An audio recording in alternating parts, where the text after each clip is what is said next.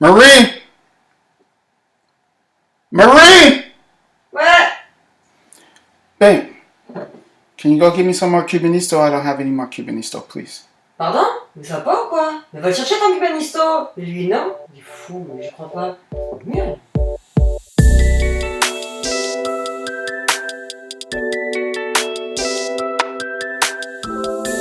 Hello everyone and welcome to a new episode of Who Dey Lounge. I'm your host, Cincinnati France. The reason I wanted to do a video this week is because I'm in my feelings. What do the young kids say? I've been triggered. I'm triggered. I'm in my feelings. If you haven't noticed, this week has been really hard for Cincinnati.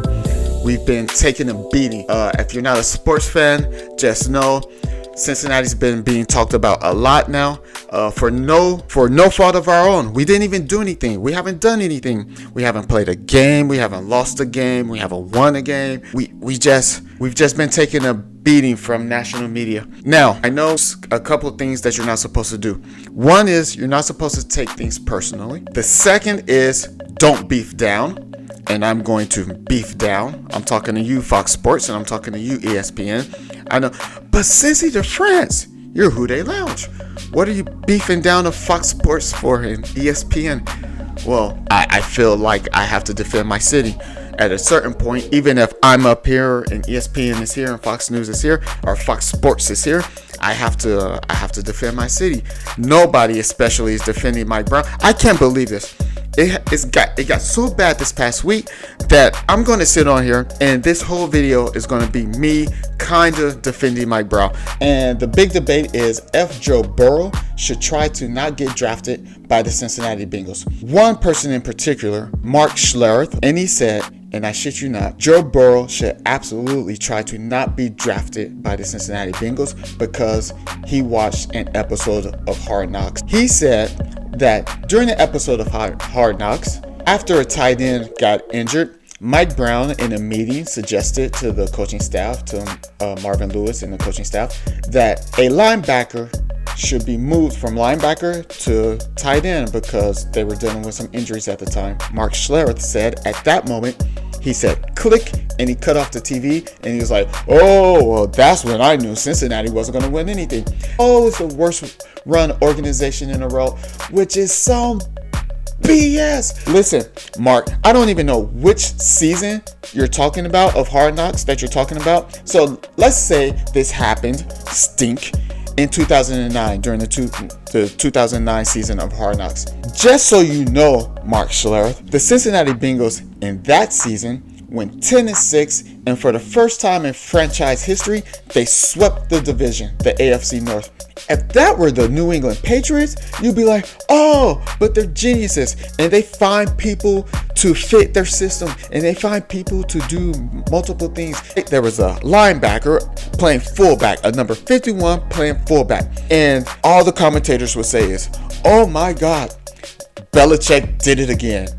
He chooses versatile players. He drafts versatile players. This number 51, he's a team player. He's a team guy. He's unselfish. He's team first. He's everything that you would want in a football player, and he's versatile. Linebacker, special teams, fullback. But if the Bengals suggest it, if Mike Brown says it, it's a badly run organization. But when Belichick does it all the time, it's, oh my God, he's a genius. He's done it again. And just wait, because now we're getting into draft season. So in the next month, everybody's going to be talking about who is their favorite team going to draft and what they're going to do. And you're going to hear the more you can do. Player versatility. This player can play offense, special teams. This player can play Isaiah Simmons, the best linebacker in the draft. But is he even a linebacker? He's a linebacker hybrid. Well, it doesn't matter because he can fit any scheme and he can play multiple positions. And that's some type of positive quality. But when Mike Brown suggested, it's, oh my God, it's the worst thing in the world. The Cincinnati Bengals are the worst run organization ever. Fine, he's not the best owner in the league. I don't care. Miss me with the stupid, lazy commentating of, I saw it on Hard Knocks. He said a linebacker should move to tight end. And click. Miss me with that, man. Miss me. Because the Patriots do it all the time. And somehow Belichick's a genius. Now, the next person I want to address is Stephen A. Smith at ESPN. You feel bad for the fans of Cincinnati and the Cincinnati Bengals, and you think we're a great fan base or whatever. No, not exactly the best fan base. Don't need to be patronized by you. Thank you very much. It's already bad enough. And then you say, well, don't take it personally as fans, and I feel bad for the city of Cincinnati. But then you say, it's cold. No shit, Sherlock, it's cold. Of course it's cold. It's cold in the north of the United States. I'm sorry. It's cold in New York. It's cold in Philadelphia. It's cold in all the places where you live. Bristol, Connecticut. It's cold in all of those places. What's that got to do with the Cincinnati Bengals being a bad organization? And then he said, we don't have a basketball team. What in the blue hell does that have to do with the Cincinnati Bengals that there's no NBA team? Another unnecessary shot. You just said that we have nothing to root for, that there's nothing going on in Cincinnati. We don't even have an NBA team. You know how many cities don't have an NBA team? All of them except for 30. All of them. Every city in the United States except for 30 teams. No, 29, because one of those teams is in Canada. All of them except for 29. Like it's some sort of slight that we don't have a basketball team in Cincinnati.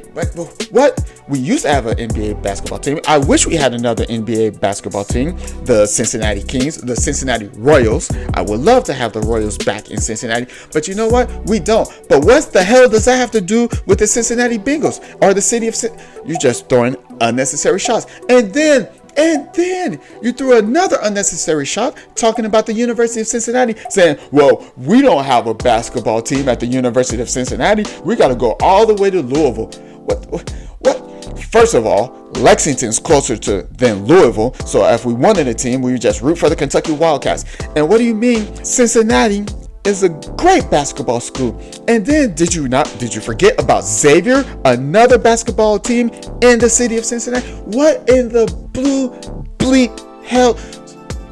And then as you all know, as everybody knows who's listening to this, all Stephen A. did was talk about how Marvin Lewis should be fired. But at the same time, you look over there at the Pittsburgh Steelers and you go, they're the epitome of consistency because they had 3 head coaches in the last 111 years. But Cincinnati Bengals, we hold on to our coach too long, but the Pittsburgh Steelers, they hold on to their coaches like they should, because a team needs to be consistent, except for the Cincinnati Bengals who are too consistent. Well, let's not go that consistent. And then you say, all right, well, Mike Brown is the worst owner in the league, and Mike Brown is just cheap and they're not trying to win, etc., etc., etc. And then you go down all the list.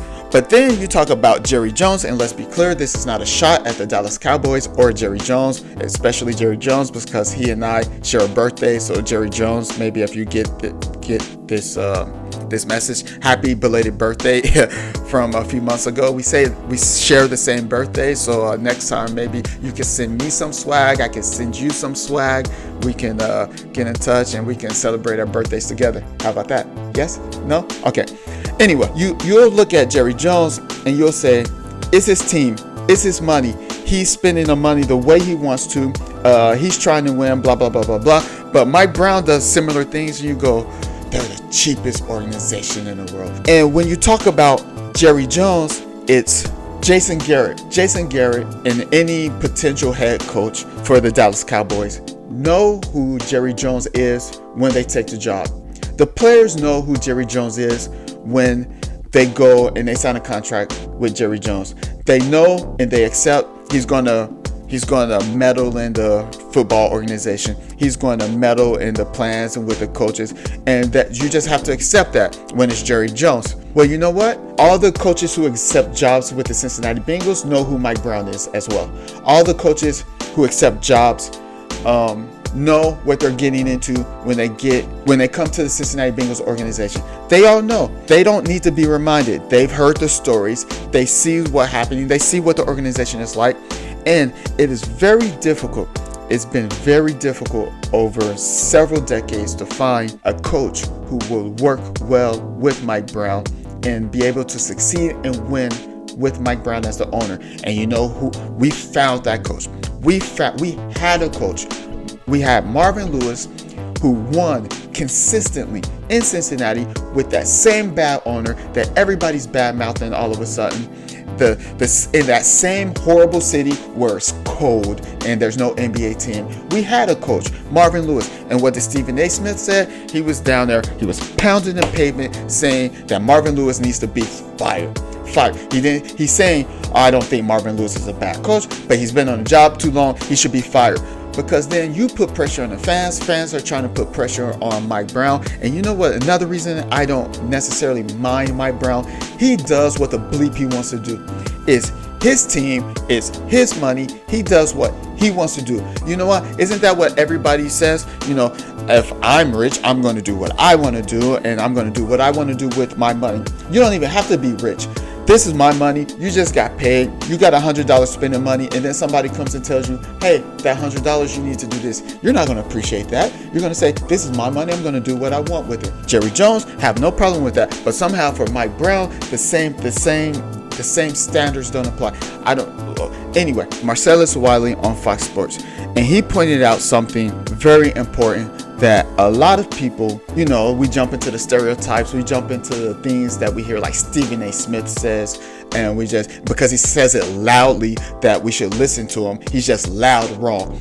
Marcellus Wiley said in the past decade, he listed all the AFC teams who have been to the playoffs more than the Cincinnati Bengals. Those teams are Kansas City Chiefs, New England Patriots, Baltimore Ravens, Pittsburgh Steelers, and Houston Texans, and yeah, that's right. That's it. Five AFC teams have been to the playoffs more in the past decade than the Cincinnati Bengals. Only five. So for all those, Mike Brown is cheap. Mike Brown doesn't spend any money. The Cincinnati Bengals are the worst organization in professional sports. It's cold. They don't have an NBA team. We only have the Cincinnati Reds. We don't have a college basketball team. Get out of here, man. Miss me with that. People get different things done in different ways. Don't listen to these pundits just throwing out things and getting a laugh. I think that's what pisses me off the most. It's just, you're taking unnecessary shots at the city of Cincinnati. You're taking unnecessary shots at the fans. It's not necessary. It's funny, but it's not even funny. It's lazy and it's stereotypical and it's not even true. I saw Hard Knocks and I clicked up, and they only just won the division each time.